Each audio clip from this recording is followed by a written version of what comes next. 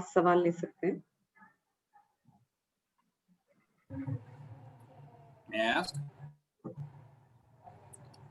So Mukesh भाई,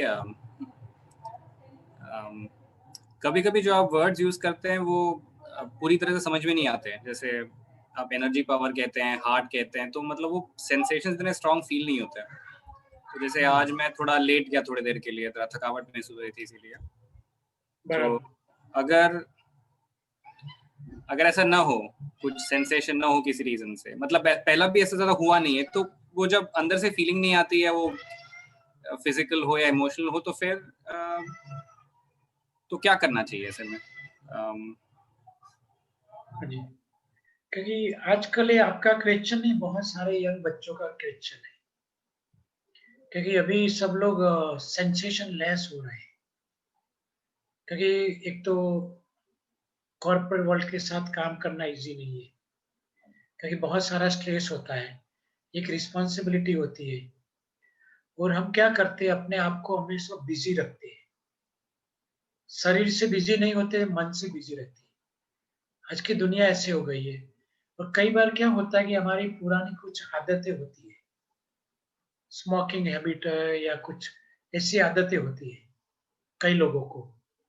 तो इसके कारण क्या होता है कि हमारे अंदर की जो ब्रेन की जो अवेयरनेस है, ब्रेन की जो शार्पनेस है, तो वो धीरे-धीरे वो नम हो जाती है।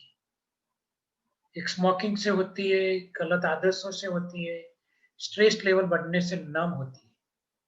वो नम होने से क्या होती है कि हमारी फीलिंग धीरे-धीरे कम होती जा रही है।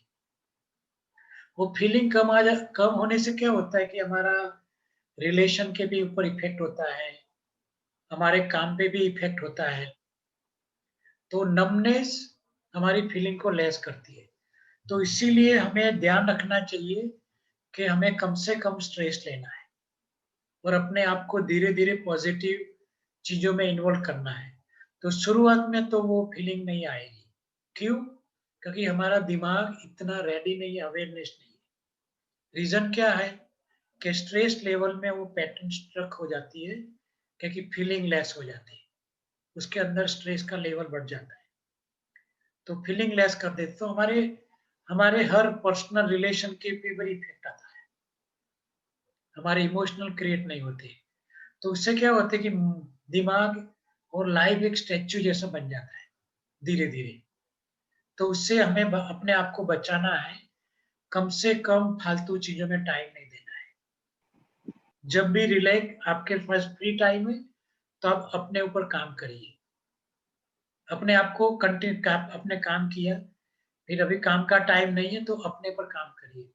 कुछ ऐसी इंस्पिरेशन है, कुछ इंस्पायर है, ऐसी चीज़ें हमारे जीवन में डालिए कि जिससे हमारी स्ट्रेंथ बढ़ेगी, हमारा कॉन्फिडेंस बढ़े, हमारी अवेयरनेस बढ़ेगी, हमारा स्ट्रेस लेवल कम हो।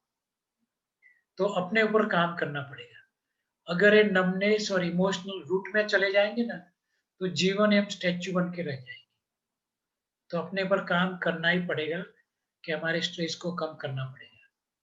और स्ट्रेस कम करेंगे तो हमारे इमोशनल क्लियर होंगे, हमारा वाइब्रेशन फीलिंग शुरू हो जाएगा, हमारा कम्युनिकेशन में शार्पनेस आएगी, कॉन्फिडेंस बढ़ेगा।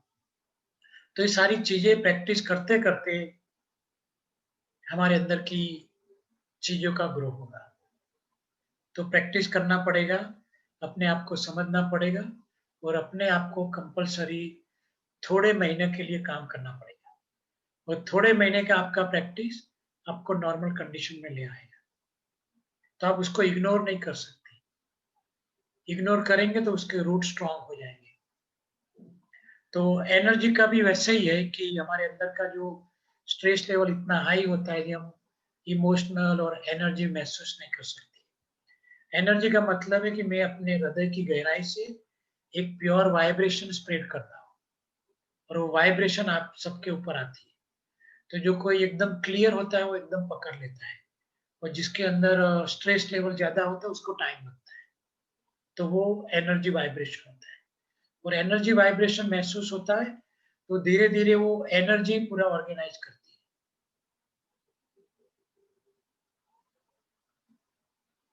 तो कुछ समय प्रैक्टिस करिए अच्छे से, और फिर देखिए रिज़ल्ट मिलना शुरू हो जाएगा ना, फिर आपको पता चल जाएगा मेरा रूट ये है, मेरी बीमारी की जड़ ये है, फिर ये बीमारी दोबारा नहीं आएगी कि आपने ढूंढ लिया कि यही बीमारी है।